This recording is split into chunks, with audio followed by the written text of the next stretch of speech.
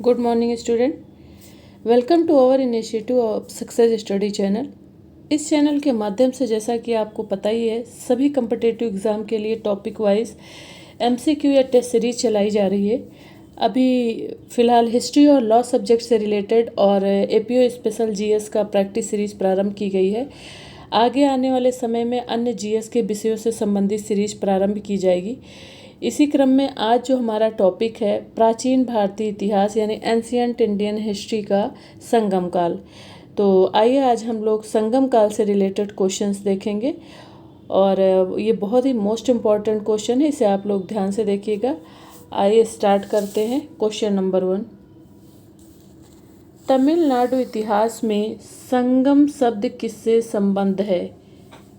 Question repeat कर देते हैं, इसे देख लीजिए आप क्वेश्चन को फिर से कि तमिल इतिहास में संगम शब्द किससे संबद्ध है। ऑप्शन ए, कांची के महान पल्लव वंश के शासन काल में विरचित साहित्य। इसमें हम दूसरा कलर चूज़ कर लेते हैं इसके पेन का, क्योंकि ये आपको समझ नहीं आ रहा होगा शायद। ठीक है, आइए। हाँ, फर्स्ट क्वेश्चन देखिए। फर्स्ट ऑप्शन क्या है? कांची के महान पल्लव वंश के शासन काल में विरचित साहित्य। ऑप्शन बी है ईसा की आरंभिक शताब्दियों में पांड्य राजाओं की प्रशंसा में विरचित कविताएं। ऑप्शन सी है कलाकारों को संरक्षण देने वाले चोल राजाओं के दरबारी कवियों की रचनाएं।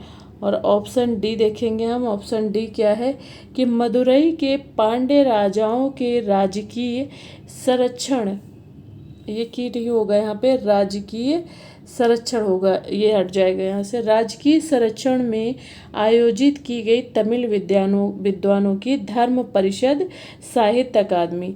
तो इसमें से हमारा राइट आंसर क्या होगा? देखें क्वेश्चन को एक बार आप लोग फिर से देख लें, पुनः देख लें। तो इसमें हमारा राइट आंसर क्या होगा? इसका राइट आंसर होगा ऑप्शन, एक सेकेंड, इसका राइट आंसर होगा ऑप्शन डी। क्या होगा? डी ऑप्शन करेक्ट होगा कि मदुराई के पांड्य राजाओं के राजकीय संरक्षण में आयोजित की गई तमिल विद्वानों की धर्म परिषद या साहित्य अकादमी। ठीक है, ये हमारा आंसर सही होगा। नेक्स्ट क्वेश्चन देखिए क्या है। नेक्स्ट क्वेश्चन, संगम साहित्य का अंतिम 10 ग्राम में काव्य संग्रह निम्नलिखित में से किस नाम से विख्यात है? ऑप्शन ए तोलकप्पियम, ऑप्शन बी कराल या कुराल, ऑप्शन सी है मणिमेकले, ऑप्शन डी है पत्तू। तो इसमें से हमारा राइट आंसर क्या होगा? इसका राइट आंसर होगा पत्तू। ऑप्शन डी हमारा करेक्ट होगा। ठीक है, इसका आंसर क्या होगा? इसका आंसर ऑप्शन डी होगा। नेक्स्ट क्वेश्चन है, संगम युग की निम्नलिखित किस रचना को प्राचीन तमिल साहित्य की सबसे महत्वपूर्ण कृति माना जाता है? ऑप्शन देख लीजिए। ऑप्शन ए क्या है? तोलकप्पियम। ऑप्शन बी क्या है? पादी एनिन किलका नाकू। ऑप्शन सी क्या है? एत्तू तोगई। ऑप्शन डी क्या है? पत्तू पपट्टू। तो इसका राइट आंसर क्या होगा? इसका राइट आंसर होगा ऑप्शन सी एत्तू तोगई। क्या होगा राइट आंसर? ऑप्शन सी हमारा सही आंसर है, एत्तू तोगई। ठीक है, नेक्स्ट क्वेश्चन ये देखिए। नेक्स्ट क्वेश्चन क्या है? निम्नलिखित में से कौन सा राजवंश एवं उसकी राजधानी संगम कवियों का संरक्षक और संगम युगीन कवियों का रचना केंद्र था? अगेन क्वेश्चन को रिपीट कर देते हैं, क्वेश्चन फिर से देख लीजिए आप लोग। निम्नलिखित में से कौन सा राजवंश एवं उसकी राजधानी संगम कवियों का संरक्षक और संगम युगीन कवियों का रचना केंद्र था? ऑप्शन देख लीजिए। ऑप्शन ए है वंजी के चेर, ऑप्शन बी है उरैयूर के चोल, ऑप्शन सी है मदुराई के पांड्य, ऑप्शन डी है वनवासी के कदम। तो इसमें राइट आंसर क्या है? इसका राइट आंसर होगा मदुराई के पांड्य। क्या आंसर हमारा करेक्ट होगा? ऑप्शन सी हमारा करेक्ट होगा, मदुराई के पांड्य। ये हमारा आंसर है। नेक्स्ट क्वेश्चन देखिए। निम्नलिखित में से कौन सा ग्रंथ संगम साहित्य का एक महान महाकाव्य नहीं था? Option A Silappadikaram, option B Manimekalai, option C Pattuppattu, option D Ettu Thogai. तो इसमें हमारा कौन सा ग्रंथ संगम साहित्य का एक महान महाकाव्य जो नहीं था वो कौन सा है, बताएं इसमें कौन सा सही होगा। इसका राइट आंसर होगा ऑप्शन सी पत्तू पपट्टू। ठीक है, ऑप्शन सी हमारा करेक्ट होगा। नेक्स्ट क्वेश्चन, अगर आप लोग जैसे क्वेश्चन हम बता रहे हैं, आपको पढ़ा रहे हैं और आंसर टिक कर दे रहे हैं, तो अगर आप लोग स्क्रीनशॉट लेना हुआ करे तो आप लोग कमेंट करके बता दिया करिए अगर कुछ आपको प्रॉब्लम आ रही है, अदरवाइज आप लोग स्क्रीनशॉट ले सकते हैं। ठीक है,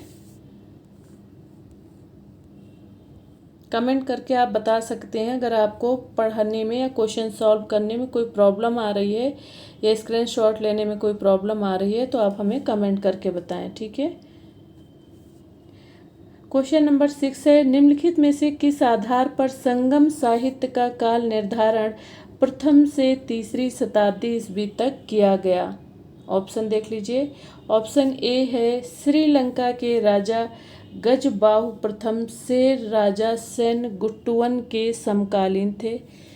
ऑप्शन क्या है ए, ऑप्शन ए है कि श्रीलंका के राजा गजबाहु प्रथम से राजा सेनगुट्टुवन के समकालीन थे। ऑप्शन बी क्या है कि ग्रीक रोमन व्यापारिक वृत्तांतों और संगम कविताओं के विषय वस्तु में उल्लेखनीय समानता है। ऑप्शन सी देखिए, ऑप्शन सी क्या है, उपर्युक्त ए और बी दोनों सही हैं, दोनों। ऑप्शन डी है कि अशोक के शिलालेखों में चोल चेर पांड्य राज्यों का उल्लेख है। तो इसमें हमारा सही आंसर क्या होगा इसका जो सही आंसर होगा उपर्युक्त ए और बी दोनों सही होंगे, ए भी सही होगा और बी भी सही होगा। इस तरह से हमारा आंसर क्या होगा, हमारा आंसर होगा ऑप्शन सी, उपर्युक्त ए और बी दोनों सही हैं। नेक्स्ट क्वेश्चन देखिए, नेक्स्ट क्वेश्चन, संगम युग में दक्षिण भारत में आने वाले यूनानी रोमन व्यापारियों को तमिल साहित्य में निम्नलिखित किस नाम से संबोधित किया गया है। और क्वेश्चन फिर से रिपीट कर रहे हैं, क्वेश्चन को ध्यानपूर्वक समझिए आप लोग। संगम युग में दक्षिण भारत में आने वाले यूनानी रोमन व्यापारियों को तमिल साहित्य में निम्नलिखित किस नाम से संबोधित किया गया है। ऑप्शन ए यवन, ऑप्शन बी पहलो, ऑप्शन सी यवन, ऑप्शन डी अध्यावन। तो इसमें से राइट आंसर क्या होगा, इसका राइट आंसर होगा ऑप्शन ए यवन। ठीक है, ये हमारा ऑप्शन ए करेक्ट आंसर होगा। नेक्स्ट क्वेश्चन देखिए, निम्नलिखित में से संस्कृत साहित्य की कौन सी धारणा संगम साहित्य में समाविष्ट नहीं की गई है। ऑप्शन ए प्रधान देवता के रूप में इंद्र की पूजा, ऑप्शन बी आदर्श सतीत्व या पतिव्रता के रूप में अरुंधति, ऑप्शन सी है मनुष्य के 3 ऋणों ऋण त्रया की अवधारणा, ऑप्शन डी है उत्तरी देश को शाश्वत आनंद का प्रदेश मानना। तो इसमें हमारा सही आंसर क्या है, इसका सही आंसर होगा ऑप्शन ए प्रधान देवता के रूप में इंद्र की पूजा, ये हमारा सही आंसर है। नेक्स्ट क्वेश्चन देखिए, नेक्स्ट क्वेश्चन क्या है, एक सेकेंड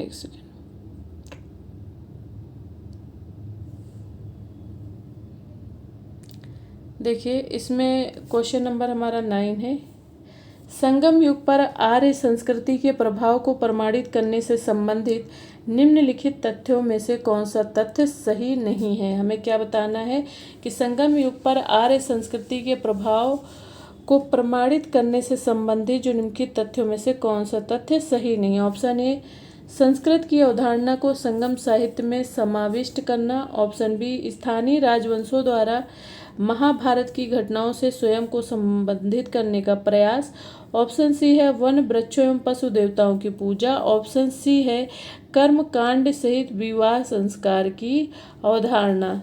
तो इसमें हमारा सही आंसर क्या है, इसका सही आंसर होगा ऑप्शन सी वन वृक्षों एवं पशु देवताओं की पूजा। नेक्स्ट क्वेश्चन देखिए, निम्नलिखित में से कौन सा तमिल राजवंश का संगम युगी नहीं था। Option A Pandya, option B Pallava, option C Chera, option D Chola. तो इसका राइट आंसर क्या होगा? इसका राइट आंसर होगा ऑप्शन बी, पल्लव। ठीक है, इसका आंसर बी करेक्ट है। नेक्स्ट क्वेश्चन है, संगम युग का प्रसिद्ध नरेश करिकाल किस राजवंश से संबंधित है? ऑप्शन ए चेर से, ऑप्शन बी चोल से, ऑप्शन सी पांड्य से, ऑप्शन डी पल्लव से। तो इसका राइट आंसर क्या होगा? इसका राइट आंसर होगा ऑप्शन बी चोल से। किस राजवंश से संबंधित है? चोल राजवंश से संबंधित है। नेक्स्ट क्वेश्चन देखिए, नेक्स्ट क्वेश्चन है, निम्नलिखित में से कौन सा राजवंश परवर्ती संगम युग में चेर राजाओं के साथ निरंतर युद्ध में लगा रहा? Option A Chola, option B Pandya, option C है इक्ष्वाकु, ऑप्शन डी है पल्लव। तो इसमें हमारा राइट आंसर क्या होगा? इसका राइट आंसर होगा ऑप्शन बी पांड्य। ठीक है, इसका बी ऑप्शन करेक्ट होगा। नेक्स्ट क्वेश्चन, संगम युगीन राजपद की विचारधारा के संबंध में कौन सा कथन सत्य नहीं है? ऑप्शन ए शासन प्रणाली में वंशानुगत राजतंत्र था। ऑप्शन ए देख लीजिए क्या है ऑप्शन ए, शासन प्रणाली में वंशानुगत राजतंत्र था। तो ये हमारा, हम देखते हुए चलेंगे, ये हमारा करेक्ट है। ठीक है, पूछा गया है कि संगम युगीन राजपद की विचारधारा के संबंध में कौन सा कथन सत्य नहीं है। तो हमें क्या बताना है? कौन सा सत्य नहीं है। पर जो शासन प्रणाली में वंशागत राजतंत्र था ये सत्य है। भी देखिए, संगम युग में उस राजा को चक्रवर्ती कहा जाता था जो अपना विजय अभियान स्वर्ण एवं रत्नों से निर्मित विलक्षण चक्र को आगे लेकर चलते हुए करता था। ये हमारा बी ऑप्शन भी सही है। ऑप्शन सी, युवराज को कोमहन कहा जाता था। ये आंसर सत्य नहीं है। तो इस तरह से हमारा ऑप्शन सी करेक्ट होगा। ऑप्शन सी हमारा आंसर है। आइए ऑप्शन डी में क्या दिया हुआ देख लेते हैं कि संगम साहित्य में हमें अनेक नारी शासकों के उदाहरण मिलते हैं। तो ये भी क्या है? ये भी सही है, मिलते हैं हमें संगम साहित्य में हमें अनेक नारी शासकों के उदाहरण। और जो हमारा नहीं सही है और हमारा आंसर है तो वो ऑप्शन सी है, युवराज को कोमहन कहा जाता था। ये जो तथ्य है ये इनकरेक्ट है और यही हमारा आंसर है। नेक्स्ट क्वेश्चन,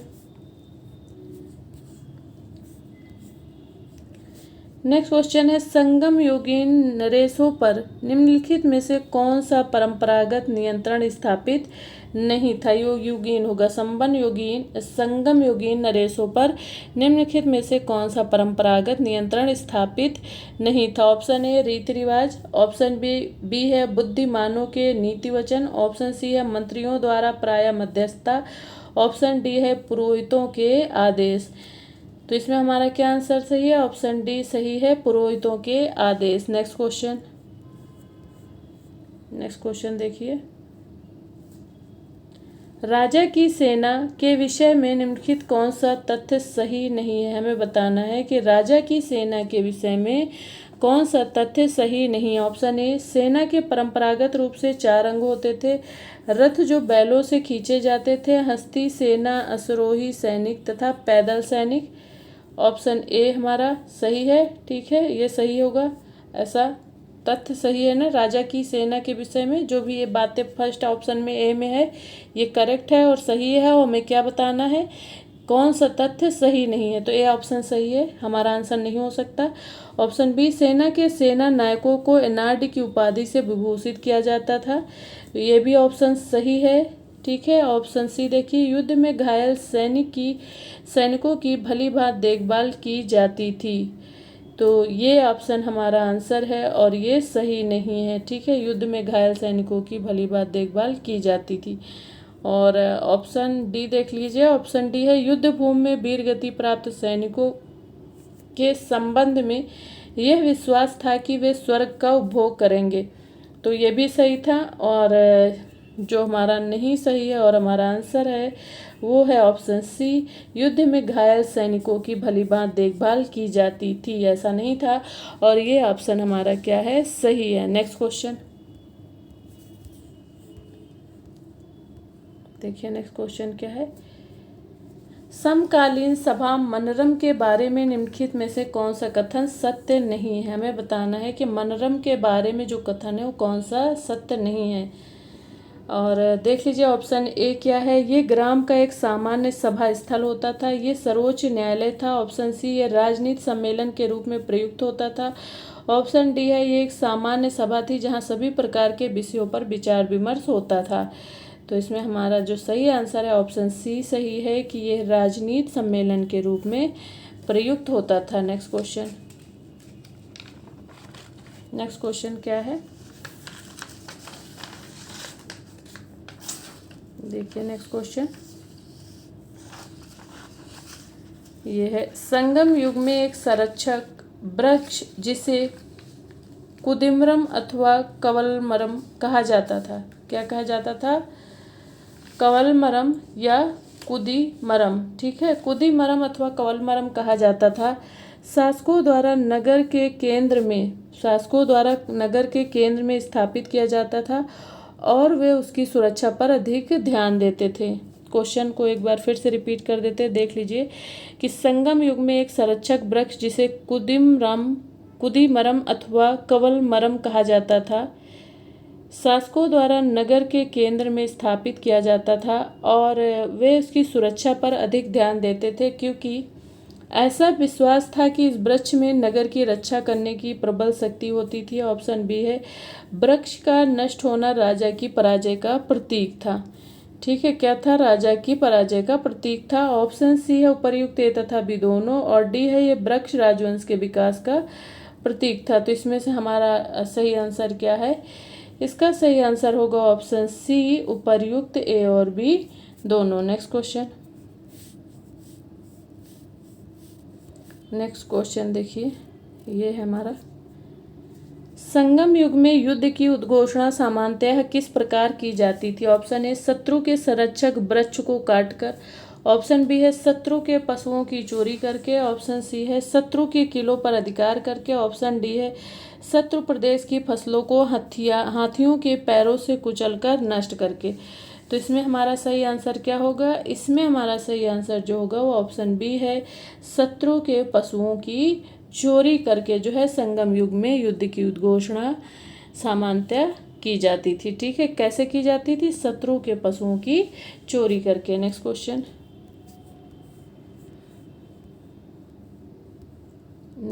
देखिए, संगम युग में मंत्रियों का वास्तविक तमिल पदनाम निम्नलिखित में से क्या था। ऑप्शन ए, अमाइचान अथवा अमाइचार। ऑप्शन बी, मंत्री। ऑप्शन सी, अमात्य। ऑप्शन डी, सुरम। तो इसमें से हमारा राइट आंसर क्या है, इसमें से हमारा राइट आंसर होगा ऑप्शन ए, अमाइचान अथवा अमाइचार, ठीक है, ये हमारा करेक्ट आंसर है ए ऑप्शन। नेक्स्ट क्वेश्चन देखिए, नेक्स्ट क्वेश्चन क्या है, संगम युग में गुप्तचरों को निम्नलिखित किस नाम से जाना जाता था। ऑप्शन ए, स्पष्ट। ऑप्शन बी, दूत। ऑप्शन सी है अर्रार। ऑप्शन डी है संजययान।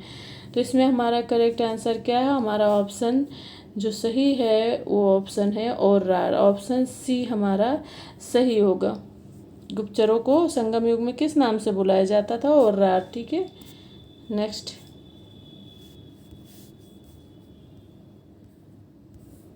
ये देखिए, हमारा नेक्स्ट क्वेश्चन है, संगम युग में ग्रामों की छोटी सभाओं को क्या कहा जाता था। ऑप्शन ए, मनरम। ऑप्शन बी है अम्बलम। ऑप्शन सी है अवई। ऑप्शन डी है पोडियल। तो इसमें हमारा सही आंसर क्या होगा, इसका राइट आंसर होगा ऑप्शन सी, हमारा अवई आंसर होगा करेक्ट, ठीक है। संगम युग में ग्रामों की जो सबसे छोटी सभाओं को क्या कहा जाता था, अवई कहा जाता था, ठीक है, जो छोटी सभाएं होती थी। नेक्स्ट क्वेश्चन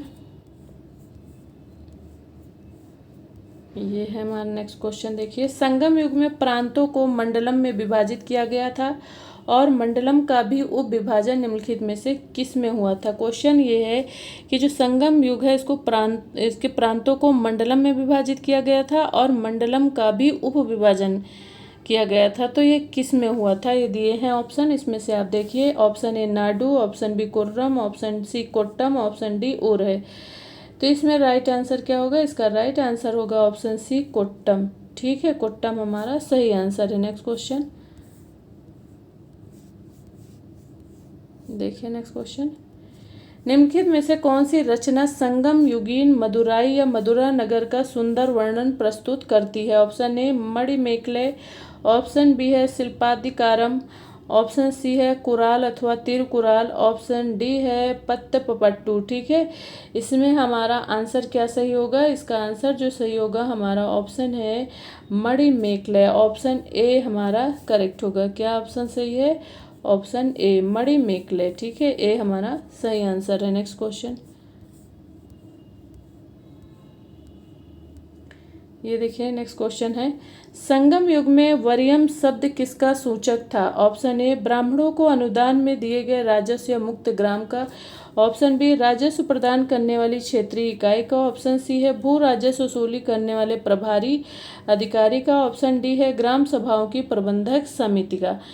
तो इसमें हमारा सही आंसर क्या है? इसका सही आंसर है राजस्व प्रदान करने वाली क्षेत्रीय इकाई का। हमारा ऑप्शन जो सही होगा, ऑप्शन हमारा सही है ऑप्शन बी, राजस्व प्रदान करने वाली क्षेत्रीय इकाई का, ये हमारा आंसर होगा। नेक्स्ट क्वेश्चन,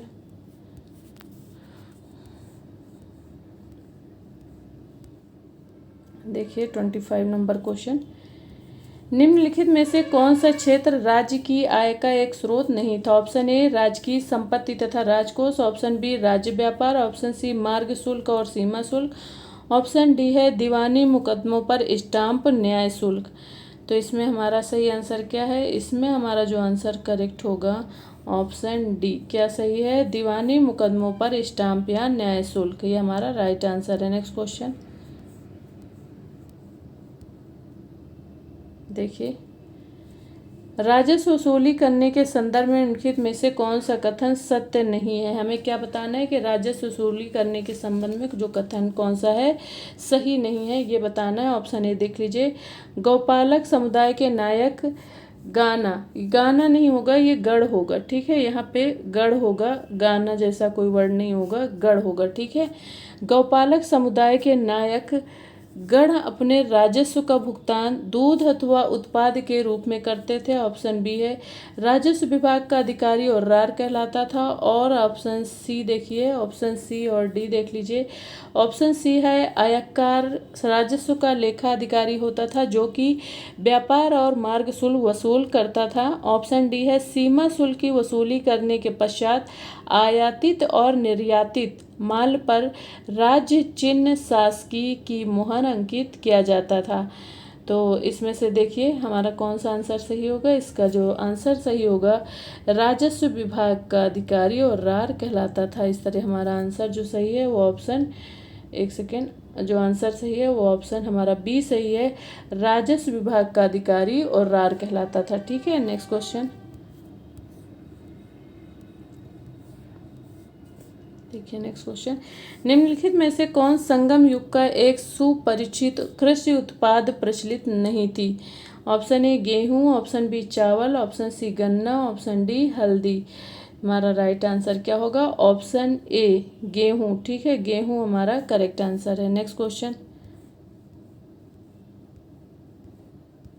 देखिए, यह कहा जाता है कि चोल राज्य में कावेरी नदी के जल से सिंचित भूमि इतनी उत्पादक कि जितनी स्थान पर एक हाथी लेट सकता था उतनी ही स्थान में उत्पादक उपज 7 मनुष्यों का पेट भरने के लिए पर्याप्त होती थी। इस कथन का क्या अभिप्राय है? जो चोल राज्य में कावेरी नदी के जल से सिंचित भूमि थी उसके बारे में कहा जाता था कि इतनी उत्पादक कि जितनी स्थान पे एक हाथी लेट जाए उतनी स्थान में अगर उपज की जाए, उत्पादन किया जाए तो 7 मनुष्यों का पेट भरने के लिए पर्याप्त होती थी।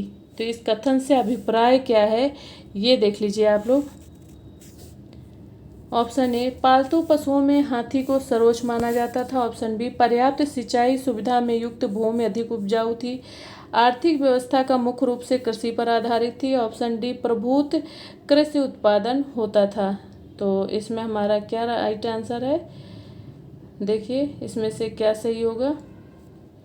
इसमें हमारा जो आंसर है ऑप्शन होगा बी, पर्याप्त सिंचाई की सुविधा से युक्त भूमि अधिक उपजाऊ होती थी। बी ऑप्शन हमारा सही होगा। ठीक है, नेक्स्ट क्वेश्चन क्या सही होगा? बी करेक्ट है answer. Next question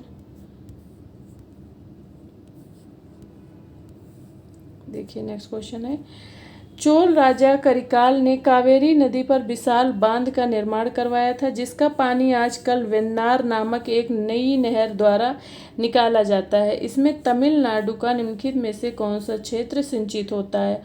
option A पश्चिमी Madurai, option B Arcot, option C दक्षिण तंजावुर, ऑप्शन डी है चिंगलपुट। तो इसमें हमारा सही आंसर क्या है? इसका राइट आंसर है दक्षिण तंजावुर। ठीक है, ऑप्शन सी सही होगा, दक्षिण तंजावुर, सी ऑप्शन सही है। नेक्स्ट क्वेश्चन देखिए, नेक्स्ट क्वेश्चन, संगम युग के सर्वाधिक समृद्ध और शक्तिशाली भूस्वामी वर्ग के लोग निम्न में से किस समूह से संबंधित थे? ऑप्शन ए ब्राह्मण, ऑप्शन बी है वेल्लाल, ऑप्शन सी है नायक, ऑप्शन डी है उलावर। तो इसमें से हमारा सही आंसर क्या है? इसका सही आंसर होगा ऑप्शन बी बेल्लाल। ठीक है, बी ऑप्शन सही होगा। नेक्स्ट क्वेश्चन देखिए, नेक्स्ट क्वेश्चन, निम्नलिखित में से किस भारतीय पशु पक्षी का व्यापक रूप से रोम में निर्यात किया जाता था? ऑप्शन ए बंदर, ऑप्शन बी मयूर, ऑप्शन सी व्याघ्र, ऑप्शन डी हिरण। तो इसका सही आंसर क्या होगा? इसका सही आंसर होगा ऑप्शन बी मयूर। ठीक है, बी आंसर सही होगा। नेक्स्ट क्वेश्चन देखिए, भारत रोमन व्यापार की मात्रा के संबंध में लिखते हुए एक समकालीन लेखक ने टिप्पणी करते हुए कटुतापूर्वक कहा था कि ऐसा कोई वर्ष नहीं बीतता जब रोमन साम्राज्य भारत, चेर देश और अरब देश को 1 करोड़ रोमन स्वर्ण मुद्राएं इन देशों से माल आयात करने के बदले प्रतिवर्ष न देता हो। उक्त कथन निम्नलिखित में से किस लेखक का है? ऑप्शन ए क्या है? टालेमी। ठीक है, ऑप्शन ए है टालेमी, ऑप्शन बी है प्लिनी, ऑप्शन सी है पेरिप्लस के लेखक, ऑप्शन डी है कार्डवेल। तो इसमें से सही आंसर क्या है? इसका सही आंसर होगा ऑप्शन बी प्लिनी। ठीक है, प्लिनी हमारा करेक्ट आंसर है। नेक्स्ट क्वेश्चन, भारतीय रोमन व्यापार का प्रमुख केंद्र या मिलन स्थल कौन था? Option A Arikamedu, option B है एलेक्जेंड्रिया सिकंदरिया, ऑप्शन सी है मदुराई, ऑप्शन डी है मुजरिस। तो इसका सही आंसर क्या होगा? इसका सही आंसर होगा ऑप्शन बी एलेक्जेंड्रिया और सिकंदरिया। ठीक है, नेक्स्ट क्वेश्चन,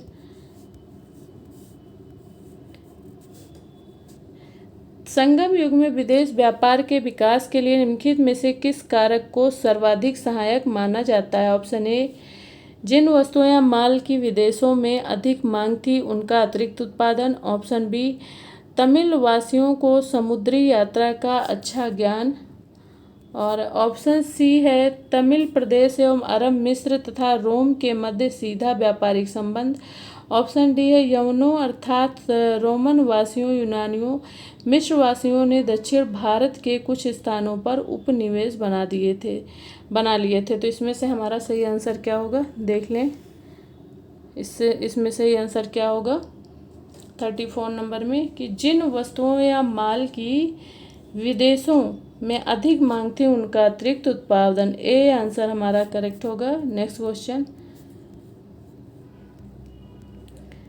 क्वेश्चन देखिए, संगम युग में तमिल प्रदेशों तथा समकालीन यूनान और रोम के मध्य व्यापारिक संबंधों के बारे में विस्तृत विवरण किसमें दिया गया? ऑप्शन ए दास विरफेल्सपील में, इन एल्तेन एंडीन। ठीक है, ऑप्शन बी है संगम ग्रंथ पट्टिनपलाई में, ऑप्शन सी है Periplus of the Erythraean sea, option D है टालेमी के भूगोल। तो इसमें हमारा सही आंसर क्या होगा? इसका सही आंसर होगा पेरिप्लस ऑफ द एरिथियन सी। ठीक है, ऑप्शन सी हमारा सही आंसर होगा, ऑप्शन सी हमारा करेक्ट आंसर है। नेक्स्ट क्वेश्चन,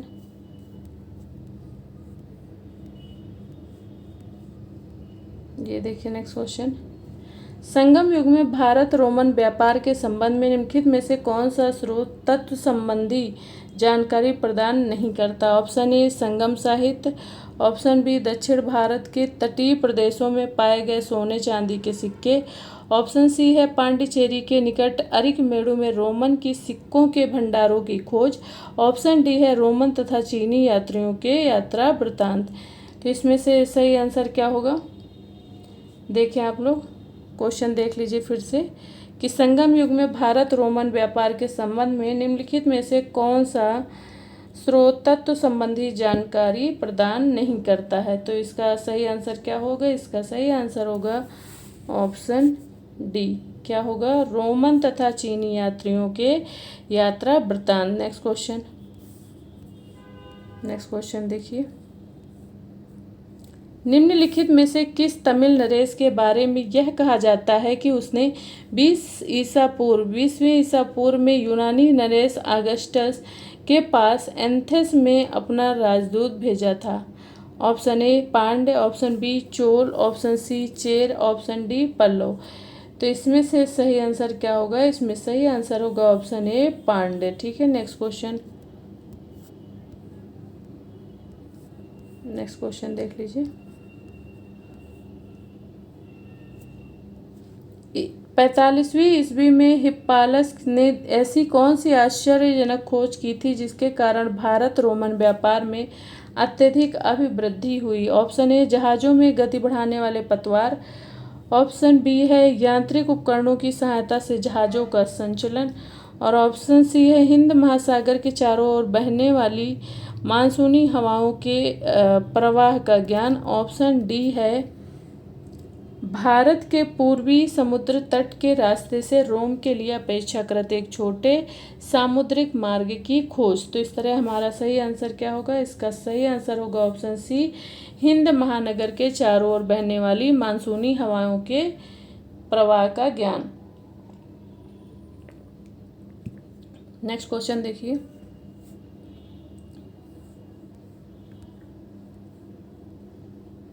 ये क्वेश्चन है, निम्नलिखित में से कौन निर्यात की महत्वपूर्ण वस्तु नहीं थी? ठीक है, हमें बताना निर्यात की महत्वपूर्ण वस्तु मसाले और इत्र, रत्न, अच्छी किस्म के कपड़े और चीनी। तो इसमें से कौन सी वस्तु है जो निर्यात की महत्वपूर्ण वस्तु नहीं थी? तो इसका सही आंसर क्या होगा? इसका ऑप्शन डी होगा, महत्वपूर्ण वस्तु नहीं थी तो चीनी नहीं थी। ठीक है, नेक्स्ट क्वेश्चन देखिए, क्वेश्चन देखिए सेट कर दिया। संगम युग में भारत द्वारा आयातित सर्वाधिक महत्वपूर्ण वस्तु क्या थी? क्वेश्चन अगेन रिपीट करते हैं। देखिए, संगम युग में भारत द्वारा आयातित सर्वाधिक महत्वपूर्ण वस्तु क्या थी? सोना और चांदी। ऑप्शन बी है मृदभांड एवं कांच के बर्तन, ऑप्शन सी है मदुरा एवं दासियां, ऑप्शन डी है घोड़े। तो इसका सही आंसर क्या होगा? इसका सही आंसर होगा ऑप्शन ए सोना और चांदी। संगम युग में भारत द्वारा, ठीक है, क्या है क्वेश्चन कि संगम युग में भारत द्वारा आयातित सर्वाधिक महत्वपूर्ण वस्तु क्या थी? तो वो थी सोना और चांदी। नेक्स्ट क्वेश्चन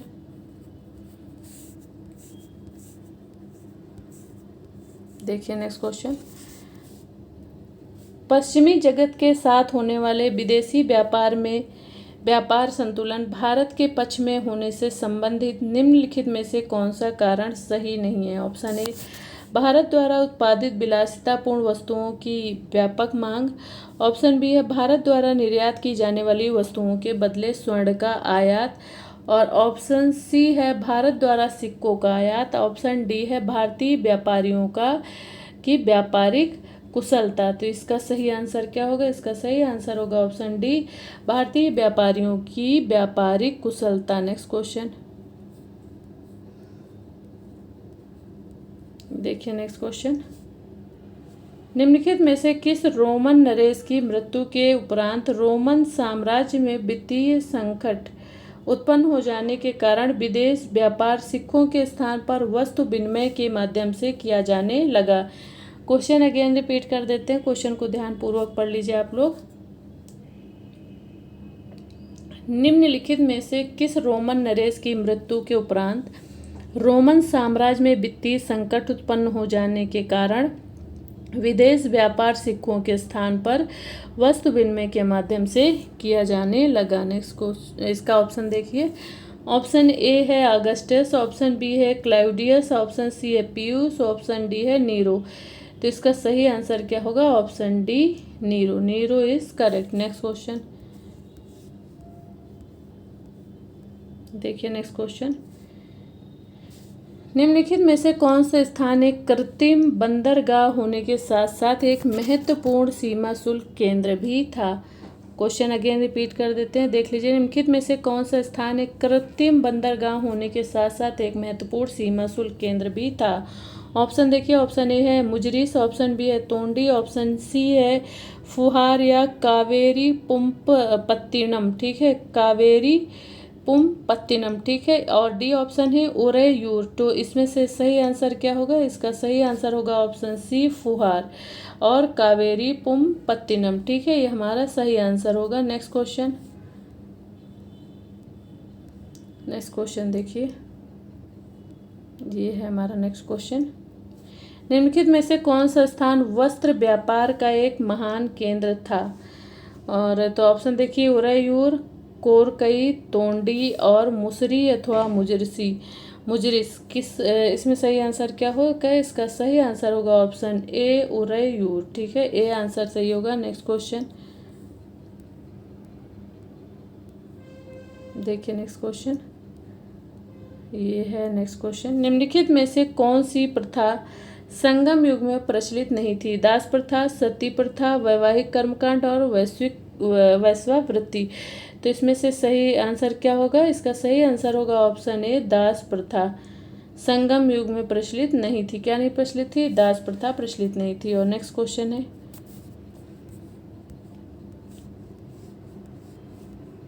देखिए क्वेश्चन, वो चेर राजा कौन था जो कण्डगी या कन्नगी देवी की प्रतिमा स्थापित करने के लिए हिमालय से पत्थर लाने के लिए उत्तर भारत गया था? ऑप्शन ए इमायवर्मन, ऑप्शन बी है सेन गुट्टुवन, ऑप्शन सी है कुट्टुवनचरेल और ऑप्शन डी क्या है? ऑप्शन डी देखिए, ऑप्शन डी है नंदुम चेराल कथन। तो इसमें से सही आंसर क्या होगा बताएं आप लोग? इसका सही आंसर क्या होगा? एक सेकेंड, क्वेश्चन देख लीजिए, इसका सही आंसर क्या होगा? इसका सही आंसर होगा, एक सेकेंड, डी सेन गुट्टुवन, ठीक है, बी ऑप्शन सेन गुट्टुवन हमारा सही होगा, बी आंसर करेक्ट होगा। नेक्स्ट क्वेश्चन, ये देखिए हमारा नेक्स्ट क्वेश्चन है। निम्नलिखित में से कौन सी अनार्य संगम युगीन सामाजिक प्रथा आज तक तमिलनाडु में चली आ रही है? तो ऑप्शन देखिए, ऑप्शन ए है बच्चों को ऐसा आभूषण पहनाया जाता था जिसके ऊपर तिरुमल के 5 अस्त्रों के चिन्ह उत्कीर्ण होते थे। ऑप्शन बी है विवाहित स्त्रियों अथवा नववधुओं द्वारा मंगलसूत्र के रूप में ताली या थाली धारण करना होता था। ऑप्शन सी है विधवाओं के सिर मुंडवाना। ऑप्शन डी है दिवंगत आत्मा को पके चावल का पिंड अर्पित करना। तो इसमें से सही आंसर क्या होगा? इसका सही आंसर होगा कि देखिए विवाहित स्त्रियों अथवा नववधुओं द्वारा मंगलसूत्र के रूप में ताली या थाली धारण करना। ऑप्शन क्या सही होगा? ऑप्शन बी करेक्ट होगा। नेक्स्ट क्वेश्चन, नेक्स्ट क्वेश्चन देखिए, ये है नेक्स्ट क्वेश्चन। संगम युग में निम्नांकित में से कौन सी अंत्येष्टि संस्कार प्रथा प्रचलित नहीं थी? ऑप्शन ए दाह संस्कार, ऑप्शन बी सामान्य समाधान, ऑप्शन सी है अस्थि कलश या समाधान, ऑप्शन डी है मृतक की जल समाधि।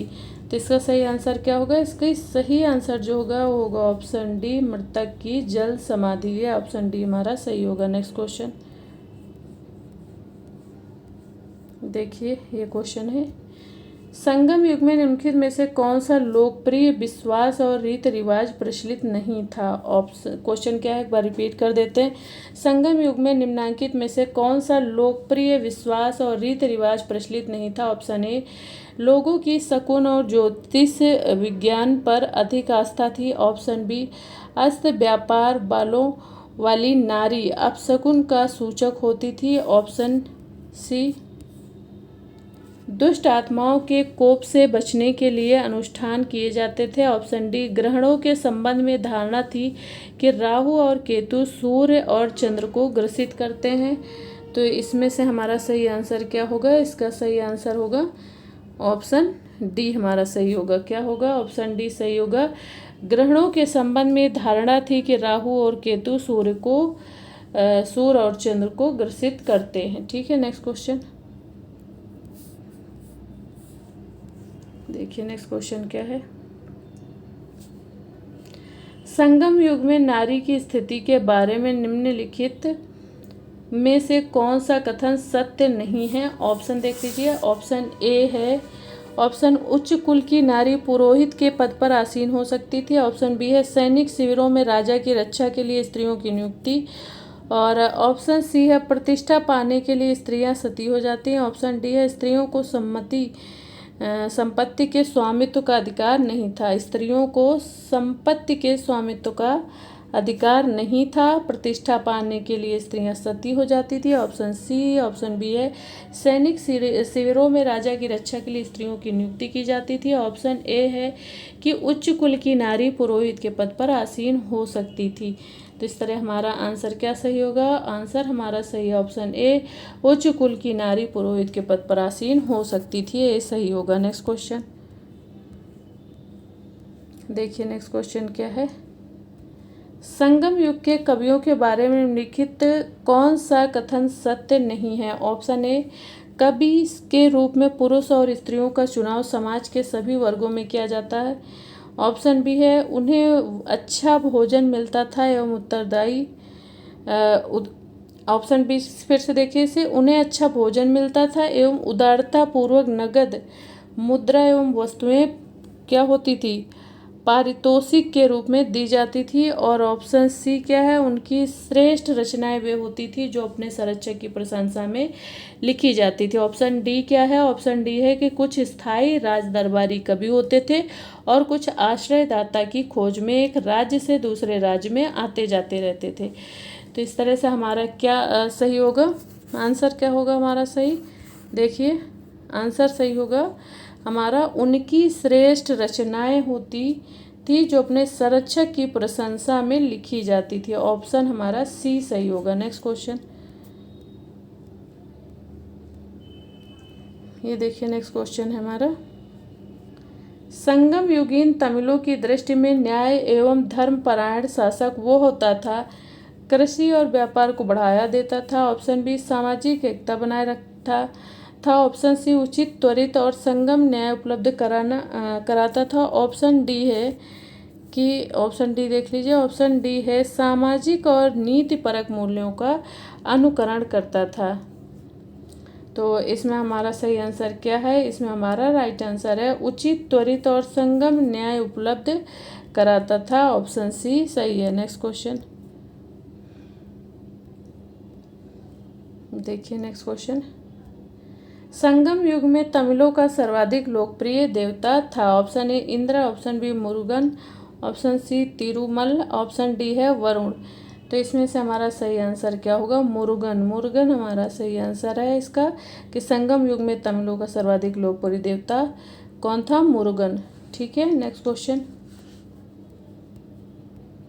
देखिए। नेक्स्ट क्वेश्चन ये है, संगम युग की सामाजिक संरचना के संबंध में कौन सा कथन सही नहीं है। ऑप्शन ए, सामाजिक प्रतिष्ठा एवं आर्थिक स्थिति से संबंधित विषमता भली भांति स्वीकार की जाती थी और शायद ही कभी लोग इसके विरुद्ध प्रतिरोध प्रकट करते थे। ऑप्शन बी, संगम साहित्य में 3 नियमित वर्णों ब्राह्मण, क्षत्रिय और वैश्य का उल्लेख मिलता है। ऑप्शन सी क्या है, ऑप्शन सी देखिए, ऑप्शन सी, संगम युग में 4 प्रमुख जातियां थी, तुडियन, पनन, पर्ययन एवं कदम्ब। ऑप्शन डी है, लोग पृथक पृथक बस्तियों में निवास करते हुए व्यावसायिक सामाजिक समूह में प्रतिष्ठा। तो इसका सही आंसर क्या होगा, देखिए इसका सही आंसर, इसका आंसर होगा ऑप्शन बी। क्या होगा कि संगम साहित्य में 3 नियमित वर्णों ब्राह्मण, क्षत्रियों और वैश्य का उल्लेख मिलता है। ऑप्शन डी देखिए, ऑप्शन डी देखिए। ऑप्शन हमारा, क्वेश्चन नंबर हमारा क्या है 55।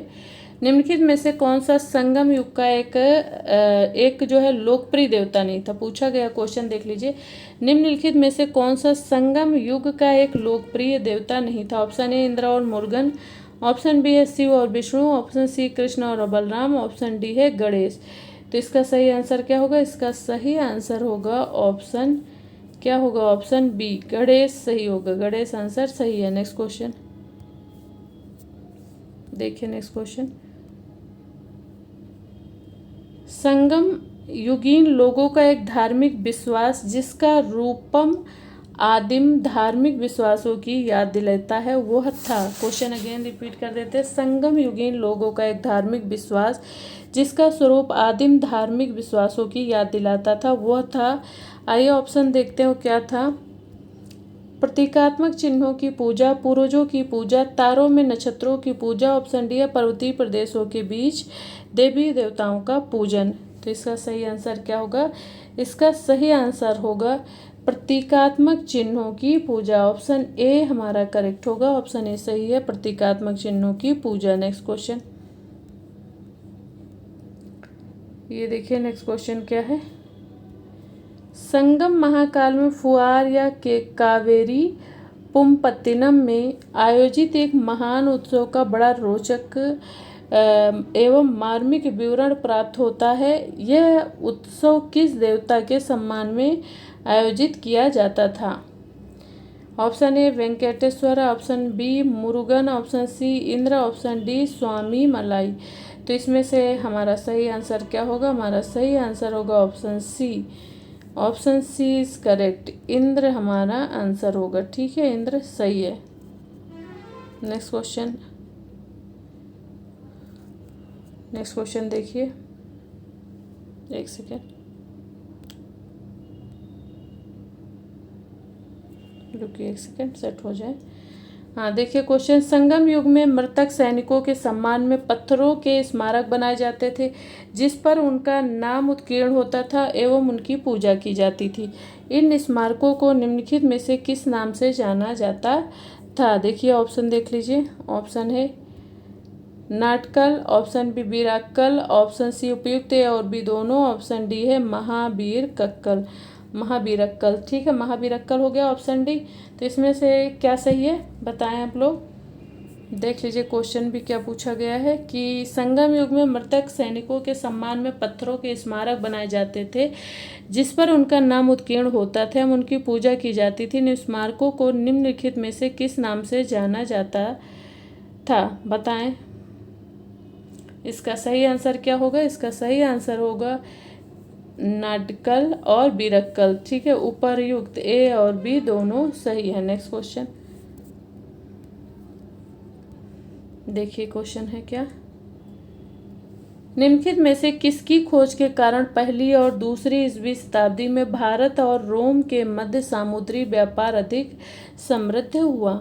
ऑप्शन ए भारत और इटली के मध्य सीधा जलमार्ग, ऑप्शन बी है हिंद महासागर में स्थायी रूप से चलने वाली मानसूनी हवाओं की जानकारी, ऑप्शन सी है रोमन साम्राज्य में सोने की बड़ी बड़ी खानें, ऑप्शन डी है क्वीन नौपरिवहन तकनीकों का आविष्कार। तो इसमें से हमारा सही आंसर क्या होगा? इसका सही आंसर होगा ऑप्शन बी। क्या सही होगा? ऑप्शन बी इसका राइट आंसर होगा कि हिंद महासागर में स्थायी रूप से चलने वाली मानसूनी हवाओं की जानकारी, ऑप्शन। नेक्स्ट क्वेश्चन देखिए,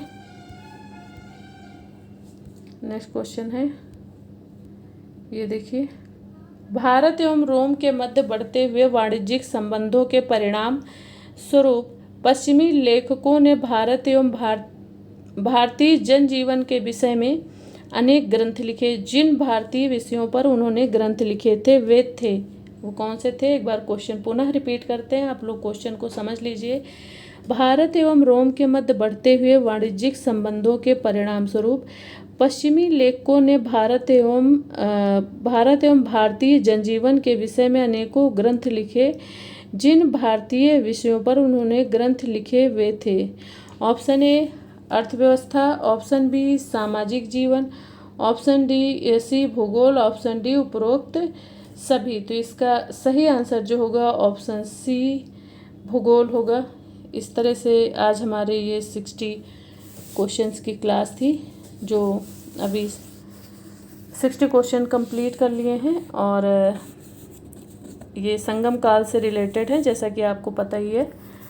और नेक्स्ट डे इसका सेकंड पार्ट करेंगे। और यदि आप लोगों को हमारी प्रैक्टिस सीरीज़ पसंद आ रही है तो चैनल को सब्सक्राइब कर लें और बेल आइकन को प्रेस कर लें ताकि आप लोगों को समय समय पर नोटिफिकेशन मिलता रहे और आप लोग क्लास मिस ना करें। और मिलते हैं नेक्स्ट क्लास में।